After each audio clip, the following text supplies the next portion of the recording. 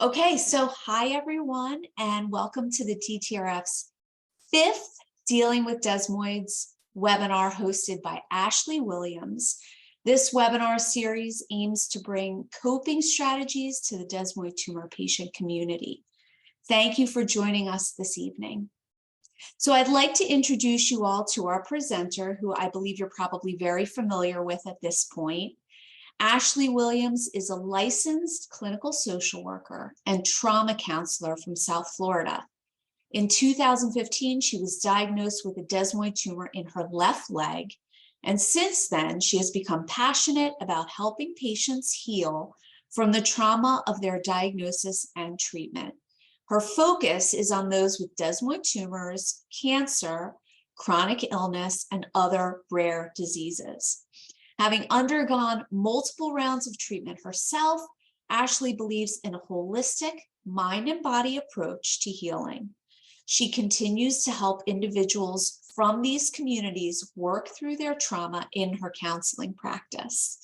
So once again, welcome, Ashley. Thanks so much for joining us. And before we get started, I just have a few instructions for our attendees this evening. So we welcome questions in the Q&A. You'll see the Q&A icon at the bottom of your screen. So if you have a question for Ashley, please feel free to share it there, and she will try to get to it at the end of her presentation. Also, you'll see that you can use the chat function. It is open for the use of the community. So please feel free to post there if you have any comments, experiences that you want to share with the community.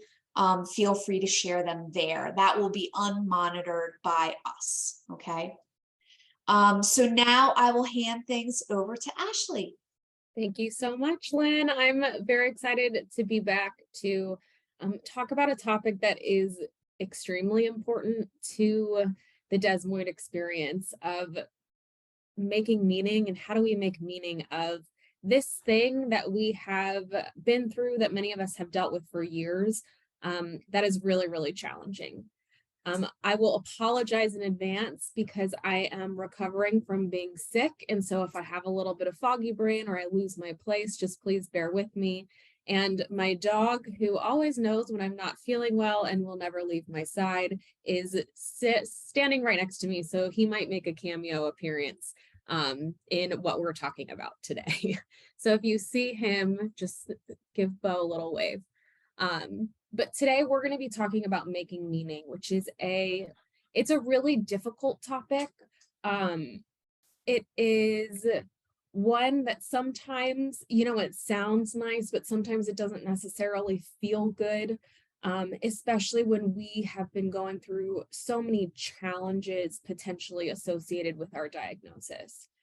Especially when I was first diagnosed, I remember people trying to make meaning of the experience for me and telling me things like, well, think of all of the things that you'll learn, or think of all of the people that you'll help. And especially at the beginning, hearing some of these comments, they made me cringe. Like, that's all well and good, that's great, but I would really rather not have to deal with this diagnosis. I would really rather not have to go through these challenges. And so when we talk about making meaning, we are not negating the fact that what we're going through is really hard. We're not approaching this topic from a toxic positivity standpoint that is saying you should only be grateful and you should only be thankful for the experience. But we are going to be talking about it from that place of knowing that we have a challenging diagnosis and something that potentially causes a lot of struggle. How can we make meaning of what we've been through and what we're experiencing? Let's see. So Stephen Joseph, in his book, he has a book called What Doesn't Kill Us, and it's about the concept of post-traumatic growth, which we've talked about a little bit in previous sessions on trauma resilience and post-traumatic growth. when it comes to making meaning of an experience like being diagnosed with a desmoid and all of the treatment that comes along with it. He says seeking meaning following adversity might be a universal human characteristic. We all need to make meaning of the experience that we've had. But the meaning a person finds must be unique to that person and his and her situation. It is up to trauma survivors themselves to move toward new understandings. After all, it is their experience. And so today, in our topic of making meaning, I'm really going to be presenting you with what does the research say about where meaning comes from in our lives and what we can do to find that meaning for ourselves. But I am not going to be making meaning of this experience for you, because even though all of us as desmoid patients or as caregivers may be experiencing something similar, the meaning that comes out of it will be different and unique for all of us. And so this is not an approach of telling you what you should think or what you should feel or how you should be grateful or anything like that, but rather what are some practical and maybe some tangible steps that we can take in order to make sense of what we've been through and in order to guide us into finding meaning in an experience that, let's be honest, feels a little meaningless sometimes. Sometimes I've asked myself, what is the point of this diagnosis? Why do I have to deal with this? Why did my life turn out this way? And I feel that's something that many of us probably have asked ourselves or have dealt with. And so we're coming at it from a stance of something that is uniquely yours, uniquely you, and the unique meaning of your particular diagnosis and journey. I've shared this before in a previous one of our sessions, just talking about what is growth and what is growth after experiencing trauma. And I'd like to revisit this shattered vase theory because I think it is so pertinent to what it means to make meaning of our experience. Now, the shattered vase theory is this. Say that I have a vase that's sitting on my mantelpiece or on my table and I am clumsy, so I knock into that table and the vase tumbles over and it shatters on the ground. When that vase shatters, we have three different options really in front of us for how we're going to handle the trauma that has happened to this vase. The first way that we might handle it is we realize this vase is broken. It is beyond repair. There is no use for it anymore. There is no purpose. This is damaged. And so I'm going to get rid of it. There is no value in it anymore. It's lost its beauty. And so I am going to sweep up the pieces of that vase and I am going to throw them away. The second thing that we might do, especially if the pieces of the vase maybe are a little bit bigger and it's not as shattered, we try to pick all of the pieces up and piece them back together, and we might use glue or tape or some other method to try to bring the vase back to its original form and present it as though it has never been through something hard. It's never been through that challenge. Now, if we do this, we may be able to create a shape that looks similar to how the vase was before it fell off of the table, but the reality is that vase becomes more fragile and it becomes more susceptible to damage, because the reality is with the trauma that it experienced, its form is different. Now, these tend to be the two ways that we approach diagnosis. I know, at least for me and many of the desmoid clients that I have and that I work with on a regular basis, the approaches tend to fall along these two lines. I'll talk about my personal experience first, because whenever I was first diagnosed with a desmoid, my initial reaction was, this isn't going to break me. This isn't going to change me. My life can go back to being normal. I'm just going to go through this treatment and then I'm going to do whatever I can to put the pieces back together so that my life looks the same as it did before.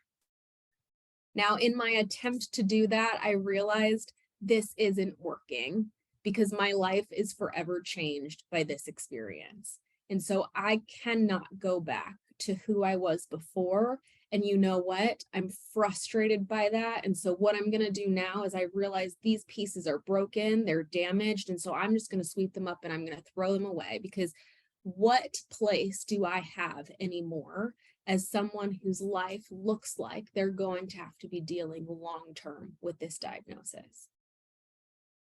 Now, the third thing that we could do with this vase is we could look at all of the pieces that are on the floor, and we could realize that those pieces, even though the vase is broken, even though that vase has been through a trauma, those pieces still have inherent value, inherent beauty and worth.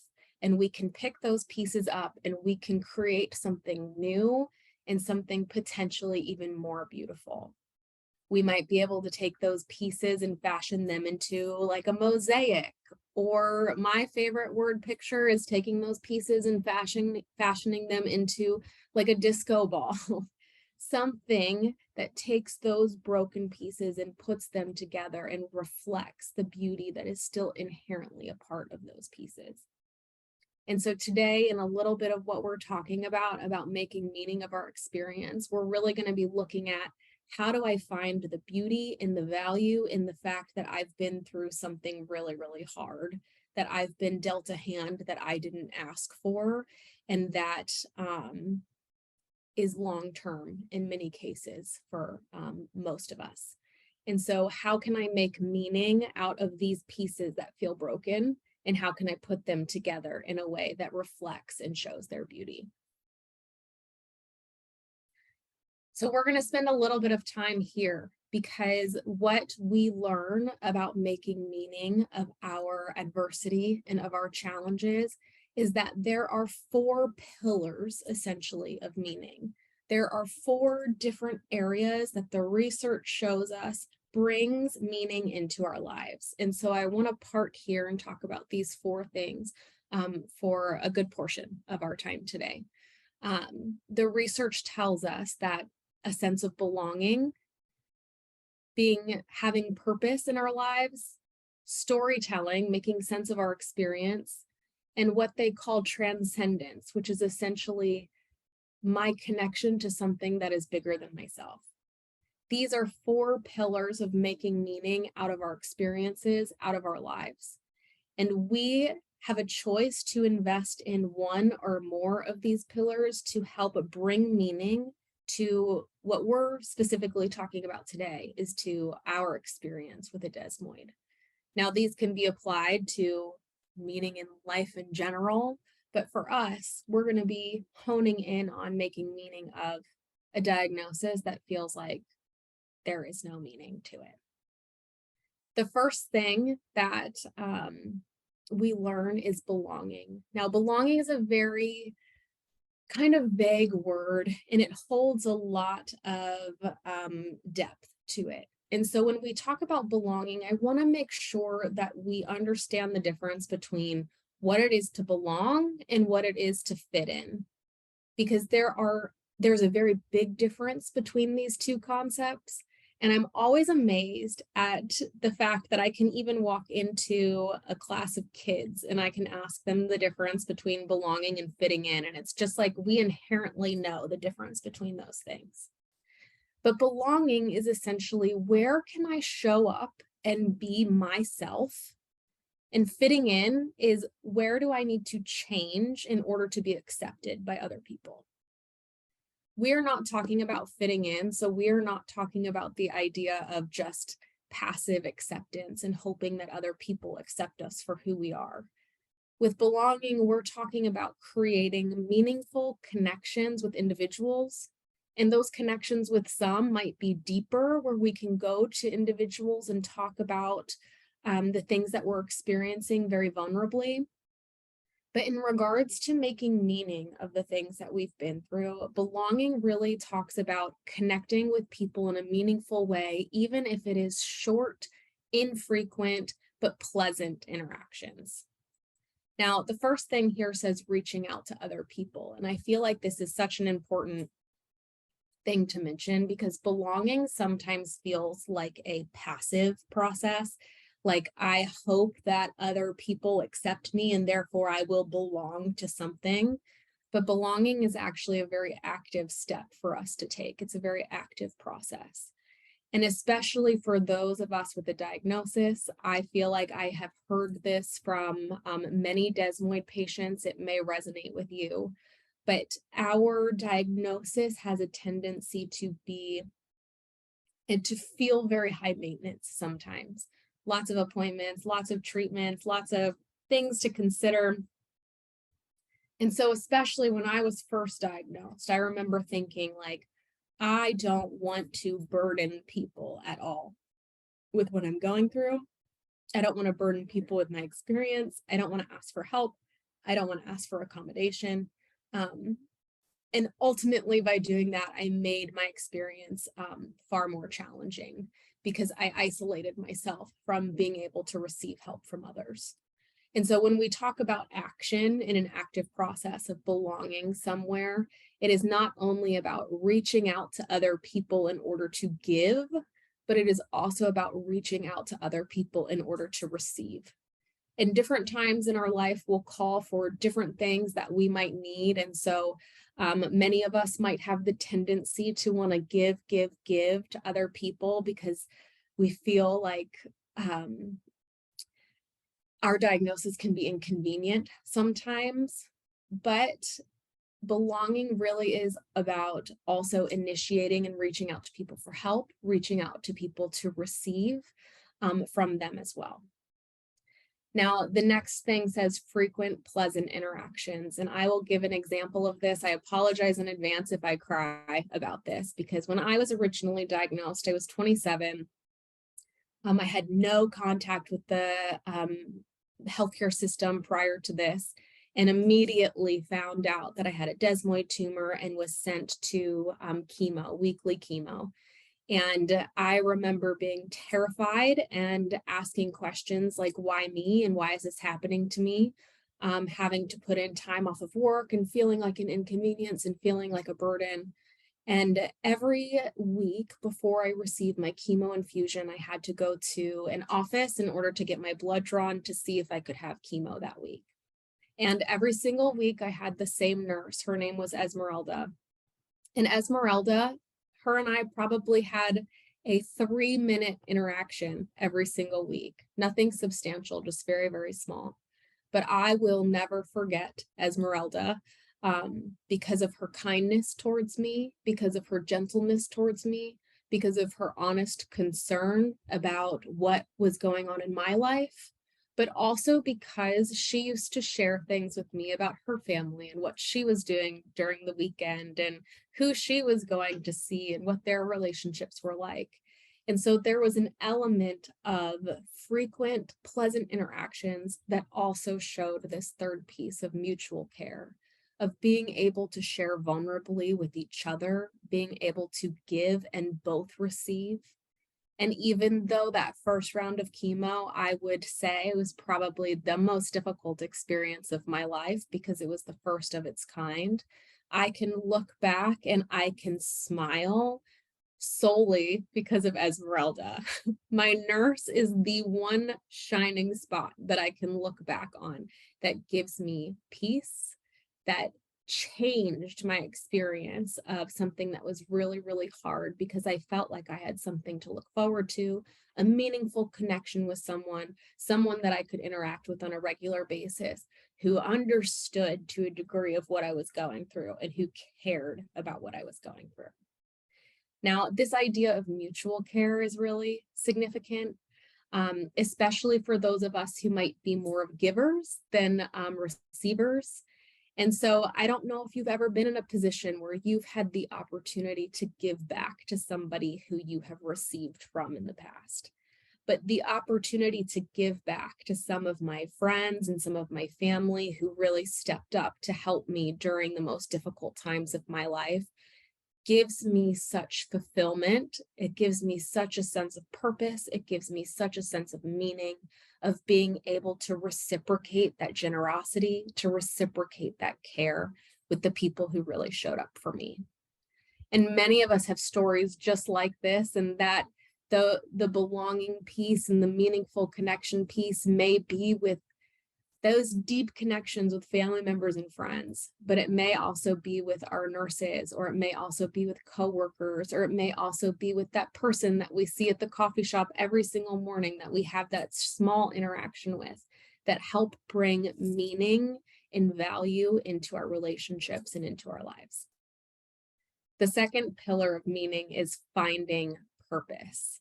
Now, this is like a really big one. And I know whenever we talk about finding purpose, the tendency is for us to think like, well, my purpose has to be something very, very big, like solving world hunger or something like that. And that's true. Purpose can be something that's very big, but it can also be something that is very specific to our sphere and to our connections. For example, here it says purpose requires stable and far-reaching goals. Now, goals are really important, but these are not the goals of like, I want to exercise every day, or I want to eat healthy today, or I want to get to work on time. These are long-term, far-reaching goals that organize the decisions that we make, that organize the direction that we take. That's kind of a forward-pointing arrow that directs our decisions. Now, for me, I find purpose and the second item, a contribution to the world, through my education. Now, being a Desmoid patient myself and really dedicating a lot of my career to mental health and what it is to heal from experiencing trauma, I am very, very grateful for the opportunity to feel purpose and to bring meaning to my Desmoid experience by being able to share the things that I've learned and the things that I've experienced about how to heal from trauma, because that's exactly what we've been through. But I'll say I find equal, if not more meaning from interacting on a regular basis with my 8-year-old niece and being a part of her life and being a part of her growth and development and being in those everyday moments with her, seeing her play soccer, seeing her learn how to rollerblade, and just finding that purpose and being someone who is a stable, reliable presence in her life. I know many, many Desmoid patients who have done this piece of really trying to find purpose and fulfilling a purpose in order to give back in some way, not just to the world, but specifically to the Desmoid community. I know many of you who have held fundraisers, or many of you who have connected via social media with individuals who are maybe recently diagnosed. Many people who have opened up platforms and opened themselves up to answer questions for individuals who are recently diagnosed.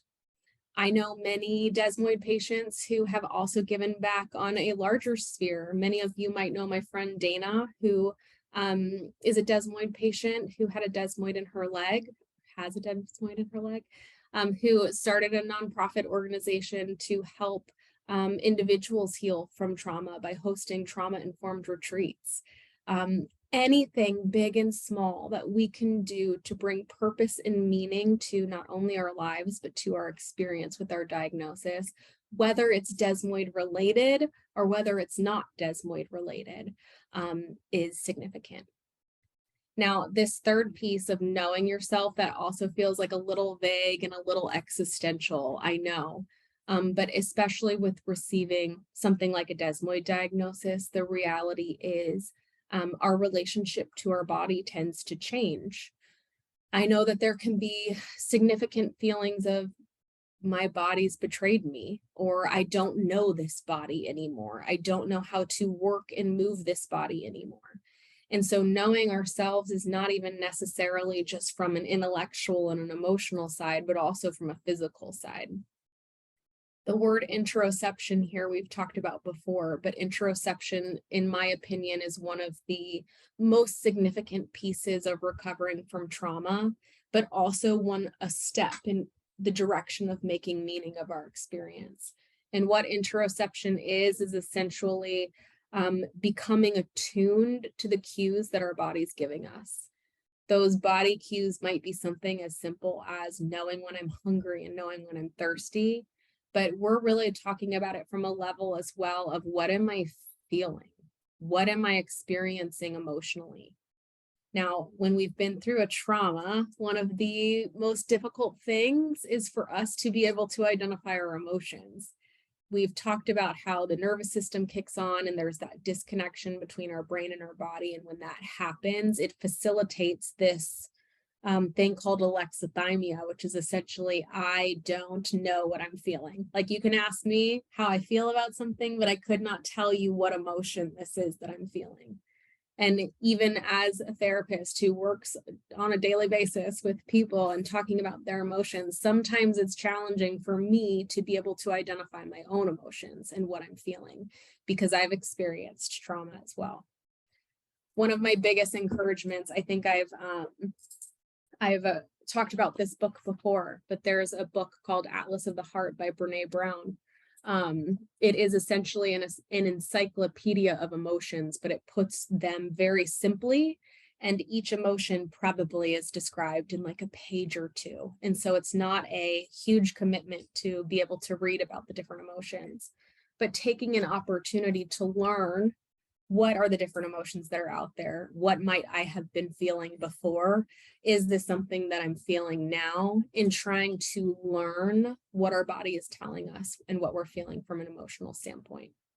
If we know ourselves, if we know what we're feeling, if we know what we're thinking, if we know what our body's trying to communicate to us, that is such a powerful informer of where we have the ability to find purpose in our lives. Many of us are going to find purpose in very, very different ways. I've shared some examples. I didn't ask if I can share this example, so I'm going to keep her anonymous. But I know a girl who has a desmoid tumor who shares that one of the most distressing parts of the experience was losing her hair. And so losing her hair due to one of the treatments, and has gone to school and has dedicated a lot of her life to working in a salon because based off of her experience, she feels such meaning and purpose giving back to people by making their hair just look beautiful and making them feel good about themselves. And so all of our experiences are unique to us. Therefore, the purpose that we find is going to be unique to us as well. The third thing I've talked about quite a bit. And so I'm going to run through these because I've talked about them in other dealing with desmoid sessions. But storytelling brings so much meaning into our lives.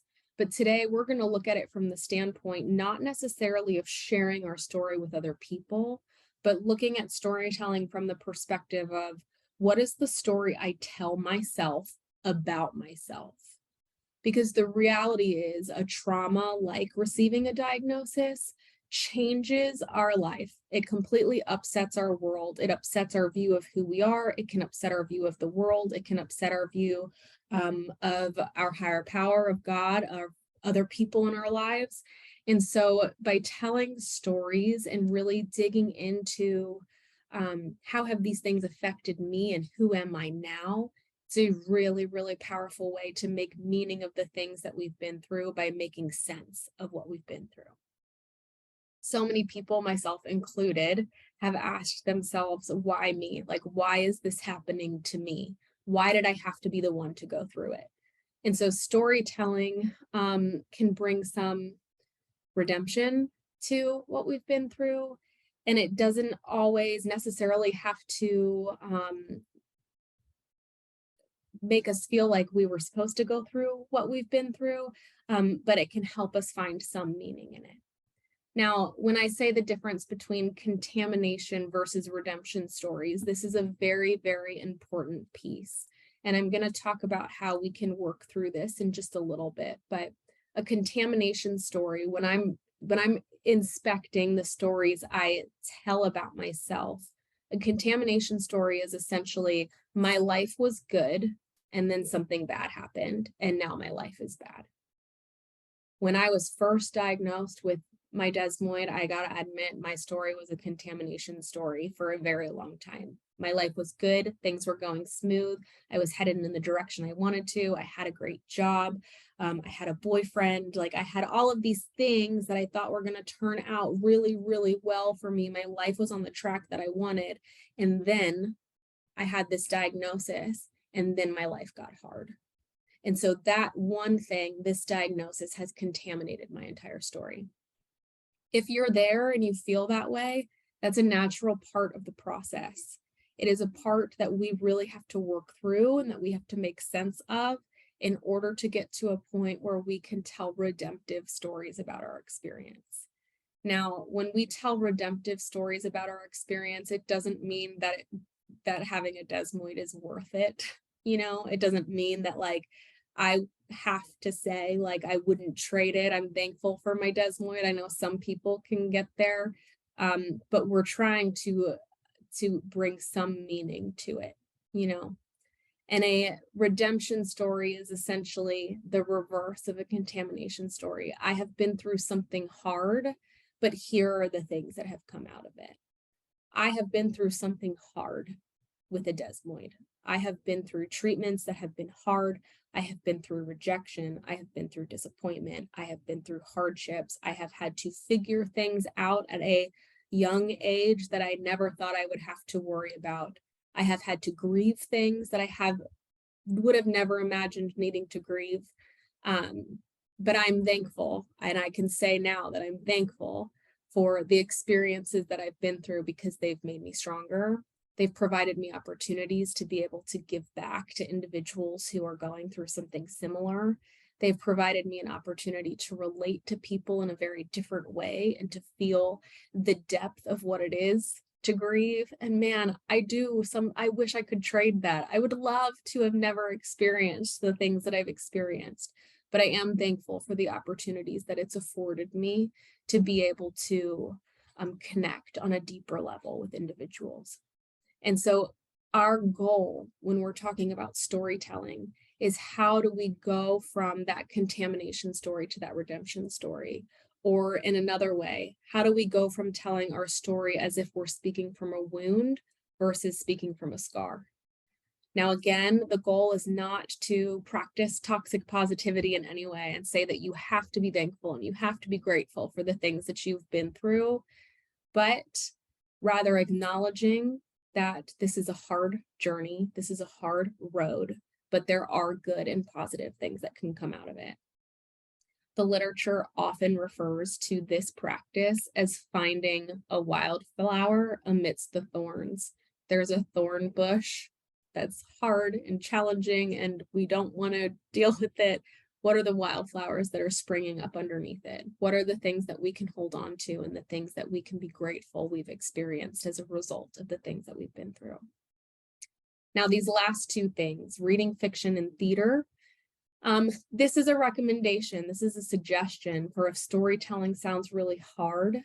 Often it is really, really powerful to read fiction or to watch movies or to watch plays or to watch anything or expose ourselves to anything that allows us to feel emotions that are not ours. Because sometimes our own emotions can be a little too raw and a little too vulnerable for us to go. And so how can I still feel and process some of these emotions, but I'm going to do it through somebody else's story versus through my story? So that's a great place to start if you feel like it's hard to get from this contamination story to this redemption story. What books can I read that are inspirational, that tell of hardships that people have been through and have overcome? It doesn't have to be a story of a medical diagnosis. It can be a story of someone in the military. It can be a story of someone who started their own business. It can be The Life of Pi. That book is very, very good for helping to stir emotions. But how can we interact with emotions if ours feel a little too intense? And then the last thing is deliberate rumination. And essentially what this means, I've talked about this before. I am a huge, huge, huge fan of journaling. And if our minds continue working and our minds continue mulling over our experiences, how can we be deliberate in actually processing what's coming up for us? And again, making sense of what we've been through. I'm a big fan of something called therapeutic journaling, which is setting a timer for 15 minutes, 4 times a week, and writing stream of consciousness, writing whatever is coming to my mind and putting it down on paper. And being able to get those thoughts and those ideas out specifically about who am I now that I've been through this thing? Who am I now that I've experienced such challenges? And what is some of the good potentially that has come out of it? One of the things that I love about storytelling, I was actually talking to Lynn a little bit about this right before we jumped on, but we are the authors of our own story. And we have probably heard that statement before, but as authors, we have the ability to edit our stories. We have the ability to revisit the things that we've been through and to add and infuse meaning to those things. We have the ability to revise how we feel or how we think about a certain experience. All of this takes time, but if we take that ownership of our story, we can often find that we can be led to a place of making meaning of the things that we've been through. And the final pillar of meaning is what is referred to as transcendence. And this is essentially just being exposed to something where you can experience awe. Awe is being exposed to something that is bigger than ourselves and that is worthy of just like being on display. When we think of awe, oftentimes we think of like being in nature and looking at the stars or looking at like those massive, massive trees. For me, I live close to the beach. And so going to the beach is something that really inspires those feelings of awe. And awe really is about, it's this paradoxical kind of thing because it's about being exposed to something that highlights the fact that there is something out there bigger than me. And that thing that's out there that's bigger than me might make me feel small and it might make me feel insignificant. But that's where the paradox is that by feeling small, I also feel connected to something that's much larger than me and something that has a lot of meaning. Now, many people can do this by being out in nature, and I recommend being out in nature as much as possible, especially if you feel you're in a process of healing. Exposing yourself to the things of this world. Now, we might think like, okay, Ashley, that's nice and all, but I can't book a trip to go see like the Northern Lights or to go see the Great Barrier Reef or all of these big things. And awe doesn't necessarily have to be those big things either. Being out in nature is great, but we can experience feelings of awe by coming into contact with art or by writing and telling our story through our faith. If we have faith in God or faith in a higher power. I was talking to Lynn before we jumped on just about how good my dog is to me. I shared this at the beginning too, of like, he just has this sense of knowing when I'm not feeling well and wanting to be like right by my side all of the time. And so sometimes I might even experience awe, like looking at his little face and realizing like this little creature lives with me and he knows that I need to be comforted at certain times whenever I'm not feeling well. Some of you, if you're parents, you might feel that whenever you look at your kids and you look at your kids enjoying themselves or having fun. And so it's not always about grand gestures. In fact, it is not often about the things that are really grand that bring meaning into our lives. Those things definitely have an influence and an impact in a place, but often making meaning is about recognizing the small interactions and the meaning that can be found in those small interactions with individuals, small interactions with things that are larger than us, making sense of our story, and also understanding and identifying where do I have purpose, even if it is just in simple acts of kindness throughout the day.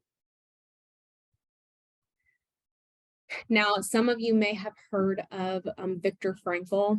Viktor Frankl wrote a book called Man's Search for Meaning while he was in Auschwitz. And he essentially says that in order to bring meaning into our lives, in order to really develop those 4 pillars that we just talked about, what are things that we can do in order to create that meaning? And he, through his research and through his experience. He was also a psychologist, and so his research informed a lot of his work, but also his experience living in Auschwitz. He says these things. One, by doing a deed or creating a work. Now, these are very tangible things that we can do to help create meaning of the things that we've been through. Doing a deed speaks to that belonging, that connection piece, speaks to that purpose piece, right? Creating a work might speak to the transcendence piece of really inspiring awe. And this can be service oriented, doing something for somebody else, or it can be creativity oriented, maybe doing art, writing, journaling. The second thing says by appreciating the experience of someone or something. And I love that he uses the word appreciate. I think all of us have experienced some degree of toxic positivity, which is essentially the pressure to be positive all the time and to kind of ignore the fact that we've actually been through something challenging. And so he doesn't say be thankful for people necessarily, but he says to appreciate the experience of being with someone or something. And again, that can speak to that sense of belonging, that can speak to that sense of transcendence, or even storytelling by connecting with others through sharing stories. And finally, by choosing your attitude towards suffering. This is a big one, and I think it is really inspiring that we can take ownership of very little, or we can take control of very little in life. I would dare to guess that most of us did not ask for our diagnoses, did not want them, would rather not have them. We didn't have a choice in the matter. But the thing that we can choose is our attitude towards the suffering that we're going through. And what might that look like, and how do we want to approach this journey? Now, the final thing I'm going to share today, because we've talked about post-traumatic growth throughout our time together, and that growth really speaks to these areas of change that we might see in our life. As a result of the trauma that we've been through, as a result of our diagnosis, we have a very high potential of being able to pick up the pieces of the vase and create something really beautiful and really new out of those inherently worthy and valuable pieces. And whenever we strive to make meaning, and whenever we take an active stance towards bringing meaning to our experience, these are the things waiting for us on the other side. The ability to relate to others in deeper and more meaningful ways. This YOLO, like you only live once type attitude of I am open to new possibilities. I want to experience all that I can, because I've been confronted with the fact that life is short and life can be hard. And so I want to enjoy and treasure and hold precious all of the things that I can. The development of personal strength and confidence, knowing that I have been through hard things and I can continue to go through hard things and I can continue to come out on the other side. An appreciation for life, the relationships that we have, the experiences that we have, the things that we get the opportunity to be a part of, and spiritual development for many of us who seek to deepen our relationships with God, with a higher power, or seek spiritual development in some other way. I'll leave this slide up here, and I know we ran through a really heavy topic in a shorter period of time, but much of what I talked about today is found in these resources. And so if this is something that you are struggling with, or that you feel like you'd like to learn more about, or you'd like to really invest in the process of making meaning of what you have been through, these are very powerful resources to be able to help with that. So Lynn, I'm going to pass it over to you in case there's any questions. Okay, great. Let's see what we have here. Okay, so here's a question for you. This was a lot that you presented, right? And I guess someone is wondering, what if it's just too much? Maybe what if I'm just too tired to make meaning of all of this? Yeah. Great question. And the very first session on dealing with desmoids, we touched on this a little bit. The fact that, you know what, that's a very, very valid point, and especially dependent on where we are in our diagnosis and where we are in our treatment.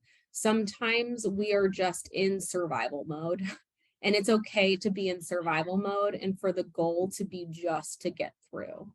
Making meaning of our experience comes after some time. And so it would be unrealistic to put the expectation on ourselves to make meaning of the experience immediately after we've been confronted with the reality of our experience. There's some time that we need to just be in survival mode, to focus on treatment, to focus on healing, to focus on stabilizing. Then there's some time that we need to take to grieve the very real reality that there's a lot of loss that can come with this experience. And once we've worked through some of those processes, after some time, then we can really focus on, okay, how can I make meaning of what I've been through? I celebrated 7 years since my diagnosis a couple of days ago, and I would say it was probably year 5 of my diagnosis that I started to get to a place of diffusing from being in survival mode and really grieving a lot of the things that I've been through before I could really start to think like, what is the meaning of this, you know? And so it definitely takes some time, and it's okay to give yourself the permission and the space to be able to take that time to just deal with getting healthy and stabilizing first, to be able to grieve, and then to be able to focus on these things whenever you feel ready. Yeah, I really hear that. And I'm making up that a lot of people, especially when going through this trauma, there's this expectation of like you were saying, if you ask me how I feel, I can't even really tell you. Right. But there's this thing of I have to get out of it. I have to get out of it. Like, it's fine. It's fine. Everything's fine. Yeah. For some people, maybe that's kind of what I'm making up, but I'm hearing what you're saying about really taking the time, letting yourself kind of be where you are. Okay. And then it looks like there's another question that we have here. And you even talked about this with regard to your own story. This person says, I can't seem to find redemption in my story. How do you do that? Yeah, it's a great question, and it's a tough process, and it's so individualized for each person. And I think one of the first steps is knowing that we can take ownership of our stories, and knowing that we can author our stories, and knowing that we can take responsibility for our attitude towards suffering. But then also some of those things that we talked about of really learning, understanding that there's a biological thing that has taken place whenever we've experienced trauma. Our nervous system is turned on, and there are things that happen that our body actually is built to do to help protect us. But in the long term, if we're dealing with something chronic, it can actually pose some challenges because our body thinks that we're in survival mode all of the time. And so that inability to know what I'm feeling is a great place to start. It seems very, very overwhelming, and it can be because it's confusing. It is overwhelming when somebody asks me how I'm feeling, and I'm like, I literally have no idea. I don't even know where to begin to tell you. And so doing something like learning about what are the emotions that we experience, and maybe even getting a book like this and journaling through each emotion of, have I experienced this before? If I have experienced it before, when was it? And then a question that sounds maybe a little woo-woo, but is actually one of the most significant questions you can ask. If I felt this emotion, where do I feel it in my body? Where do I carry it? Do I carry it as tension or pressure in my chest? Do I carry it as feeling like I have a weight on my shoulders? Do I carry it like I have a headache? Our emotions tend to manifest somatically. And so being able to also understand where they're held in our body informs and gives us a lot of information that we can then use towards knowing who we are, knowing how we feel about certain things, and then walking that process of being able to create and identify the redemptive parts of our story. Now, again, I'll reiterate, it is to find the redemptive pieces of our story is not to discount the fact that we probably don't even want this story in the first place. Like, it doesn't necessarily mean that we're trying to make a desmoid tumor worth it, but we're trying to make it worth something, and it is worth something sometimes. So you're on mute, Lynn. Okay. I hear what you're saying, and when you mentioned Atlas of the Heart, like, I'm imagining there must be Atlas book clubs, but wouldn't it be cool if you had a book club and you did a different emotion or feeling every week, and you journaled about it all week, and then you book club, and then another week of journaling, and then a book club? That would be cool. That would be like a year and a half. Yeah, I think there's like 89 emotions in here. So that would be quite the commitment, but a worthy one. And I think that would actually be really amazing. It's literally one of the things that I recommend the most, especially at the beginning of recovery from trauma, is really trying to dive into what are emotions, because I'm not feeling them anymore. And can I tap into these emotions, especially if I'm learning specifically about what they are and how they affect me? So it's a very valuable endeavor. I really love that. I really love that. Okay, so it looks like we don't have any more questions, so we're going to wrap up a little bit early. Thank you so much, Ashley. I'm sure everyone here can relate to what you've shared, and maybe next time we get together, we'll be able to meet Bobo. Yeah, I know. He jumped up once or twice, but well, that was lovely. I feel like we get to know you a little bit better each time we meet. Thank you. So also thank you to the Desmoid patient and caregiver community for joining us. We will, as we have in the past, we will be sharing a recording of the webinar after it's edited. Usually it takes about 2 to 3 weeks. And as you know, all Dealing with Desmoids content can be found at dtrf.org/dealing with Desmoids, all one word. Please make sure you go to dtrf.org to subscribe to our mailing list so that you receive notification of the recording when it goes public. So with regard to Dealing with Desmoid, what we're going to do is we're going to take a few months off. So please make sure you stay tuned to our social media and our newsletters as we plan for our next session, probably in like the second quarter or something of 2023. And again, Ashley, thank you so much for providing such amazing information for us to support the community in their healing. And we'd just like to wish everyone a wonderful holiday season. Okay. Take care, everyone. Thank you. Happy 2023. Ashley, we will definitely be in touch. And I hope everybody has a great holiday season. Bye-bye.